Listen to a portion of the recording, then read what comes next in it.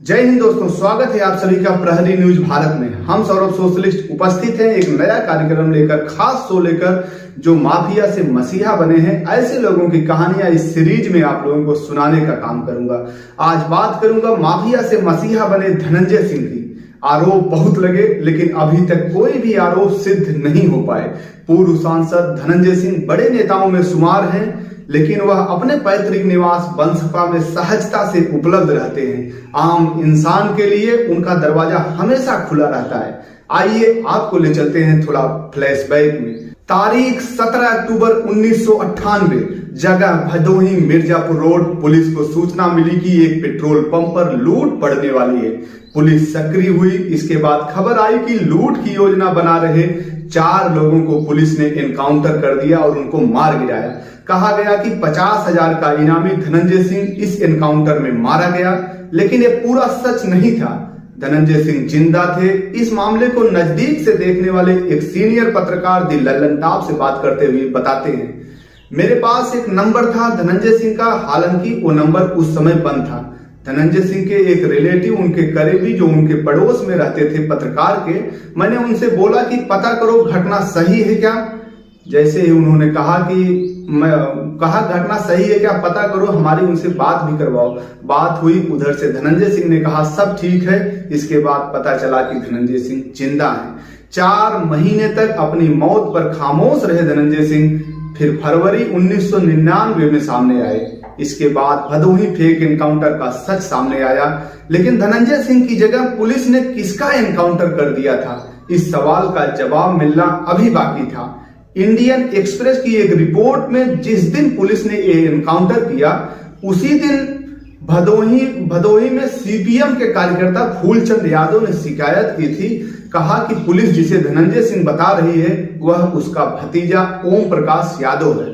उन्होंने पुलिस को ये बात बताई, लेकिन पुलिस ने उनकी बात नहीं सुनी। ओम प्रकाश यादव समाजवादी पार्टी के सक्रिय कार्यकर्ता थे।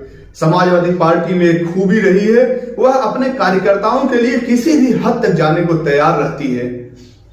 रिपोर्ट कहती है कि मुलायम सिंह यादव, जो उस समय विपक्ष के नेता थे, उन्होंने राज्य सरकार पर दबाव बनाया। इसके बाद जांच के आदेश दिए गए। मानवाधिकार आयोग की भी जांच बैठी। बाद में एक फेक एनकाउंटर सामने हुआ।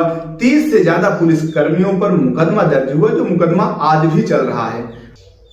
आपको और फ्लैशबैक में ले चलते हैं और पीछे ले चलते हैं। उनका आपराधिक जीवन कहां से शुरू हुआ, उनका जन्म कहां से हुआ, वो सारी बातें इस वीडियो में आप लोगों को बताऊंगा।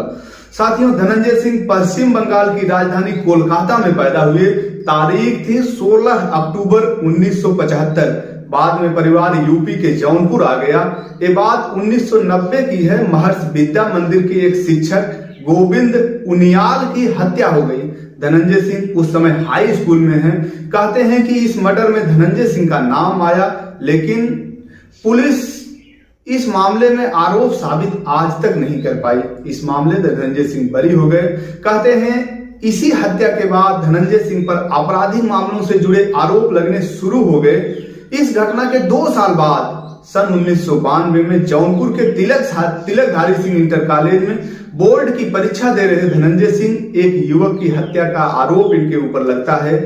बताया जाता है कि परीक्षा के 3 पेपर धनंजय सिंह ने पुलिस हिरासत में दिए थे। जनपद में इन सब मामलों में नाम सामने आने के बाद धनंजय सिंह के परिवार वाले, इनके पिताजी, इनको लखनऊ अच्छी शिक्षा के लिए भेज देते हैं। जिस समय लखनऊ में पढ़ाई कर रहे थे धनंजय, उस समय यूनिवर्सिटी की रिपोर्टिंग करने वाले एक सीनियर पत्रकार बताते हैं, सन 1997 में छात्र राजनीति में पूर्वांचल के ठाकुर के गुटों का अचानक सक्रिय होना, जिसका वर्चस्व बढ़ता चला गया। धनंजय सिंह, अभय सिंह, बबलू सिंह और दयाशंकर सिंह, हालांकि आपस में इनका कोई रिश्ता नहीं था और ना ही ये सारे एक जिले के थे, एक जगह के थे, लेकिन अलग अलग जिलों से आए और ठाकुरवाद के चलते लखनऊ यूनिवर्सिटी में एक दूसरे के करीबी होते चले गए। गुट बनता चला गया और ये लगातार हावी होते चले गए। पत्रकार बताते हैं कि यूनिवर्सिटी में ठीक ठाक राजनीति जमाने के बाद इन्होंने लखनऊ में दूसरी जगहों पर हाथ पांव मारना शुरू कर दिया था।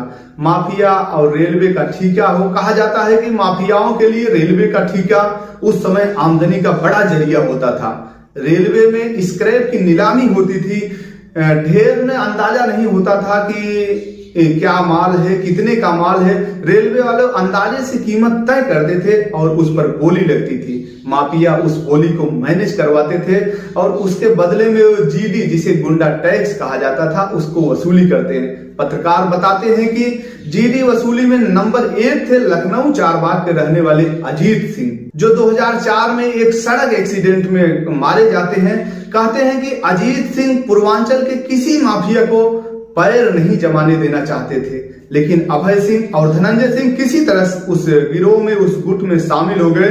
धीरे धीरे अपने पांव जमा लिए, वसूली शुरू कर दी। बाहुबली छात्र नेता अभय सिंह और धनंजय सिंह में दोस्ती हो गई, दोनों बहुत ही घनिष्ठ मित्र हो गए। लेकिन इसी बीच एक कांड होता है। 1997 में बन रहे अंबेडकर पार्क से जुड़े लोक निर्माण विभाग के इंजीनियर गोपाल शरण श्रीवास्तव की हत्या हो जाती है। पत्रकार बताते हैं कि इंदिरा नगर में वो अपने घर से निकले थे मारुति 800 कार से, ऑफिस से जा ही रहे थे। सुबह के लगभग 10 साढ़े 10 बज रहे होंगे।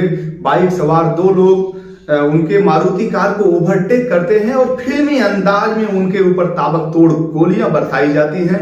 इंजीनियर की गाड़ी बगल बाउंड्री वॉल से जाकर टकराती है, उनकी मौत हो जाती है। जिन 2 लड़कों ने हमला किया था उसमें हालांकि धनंजय सिंह थे नहीं, लेकिन इस हत्या का आरोप उनके ऊपर लगता है और नामजद आरोपी बनाए जाते हैं। उन पर 50,000 रुपए का इनाम घोषित किया जाता है। धनंजय सिंह पर हत्या और डकैती समेत 12 मुकदमे उस समय तक दर्ज हो चुके थे। ऐसे में रेलवे की वसूली का पैसा अभय सिंह के पास आने लगा। उसी पैसे के बंटवारे को लेकर अभय सिंह और धनंजय सिंह में अनबन शुरू हो गई, अनबन होती रहती थी। इसी बीच इन्हीं के बीच एक लड़का था जो अभिषेक, जिसका मर्डर हो जाता है। धनंजय सिंह आरोप लगाते हैं कि अभय सिंह ने इस हत्या का बदला नहीं लिया, क्योंकि धनंजय सिंह तो फरार थे, अभय सिंह उस समय सर्किल में थे, बल्कि समझौता कर लिया।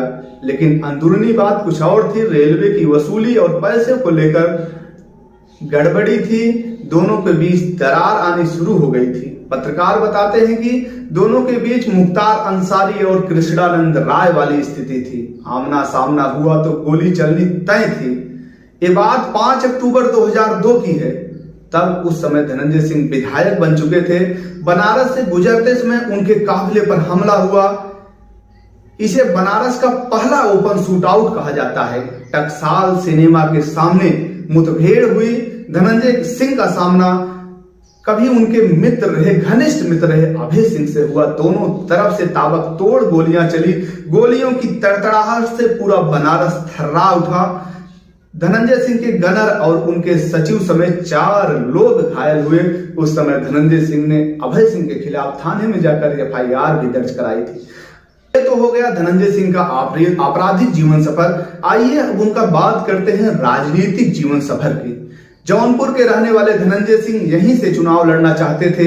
उस समय जौनपुर में एक बाहुबली नेता हुआ करते थे जिनका नाम विनोद नाटे बताया जाता है। उन्हें मुन्ना बजरंगी का भी गुरु कहा जाता था। वो चुनाव लड़ने की तैयारी ही कर रहे थे, लेकिन एक रोड एक्सीडेंट में उनकी जान चली जाती है। कहते हैं कि धनंजय सिंह ने विनोद सिंह नाटे के समर्थकों के साथ हाथ मिला लिया। विनोद सिंह नाटे को जनपद में बहुत चाहने वाले लोग थे, उनके बहुत ही अथाह प्यार करने वाले उनसे लोग थे, उनके बहुत बड़ा गुट था और समर्थक थे। फिर 2002 का विधानसभा चुनाव धनंजय सिंह निर्दलीय लड़ जाते हैं और उनकी माता, उनकी बहन, सभी लोग वोट की भीख मांगते हैं। बताते हैं कि कहते हैं लोग, वहां की स्थानीय रिपोर्टर के हिसाब से बताया जाता है कि उनकी माँ और बहन ने आंचल फैला करके वोट मांगा था। कहा था कि आप जिता दीजिए, हमारे बेटे की जिंदगी की सवाल है। इसके बाद धनंजय सिंह चुनाव वहां से जीत जाते हैं। उसके बाद अगला चुनाव जब होता है, धनंजय सिंह नीतीश कुमार की पार्टी जनता दल यूनाइटेड के टिकट पर लड़ा, फिर जीत जाते हैं। लेकिन इसके 1 साल ही बाद उन्होंने मायावती की पार्टी बहुजन समाजवादी पार्टी का दामन थाम लिया। 2009 के लोकसभा चुनाव में मायावती ने उन्हें टिकट दे दिया।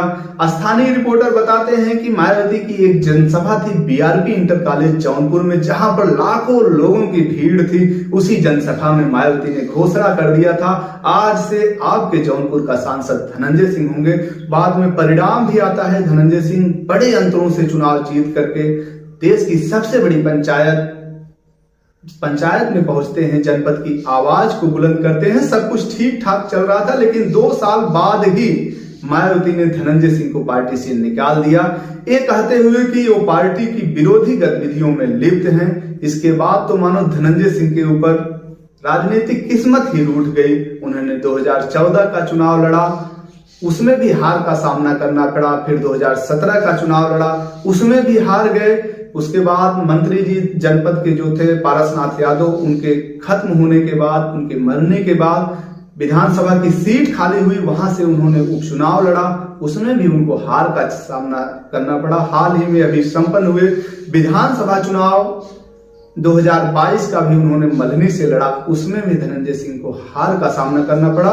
फिलहाल राजनीति में वो सक्रिय रहे, लोगों की सेवा करते रहे, हार जीत से उनके ऊपर कोई फर्क नहीं पड़ा है। अगर पर्सनल जीवन की बात करें तो धनंजय सिंह की 3 शादियां हुई।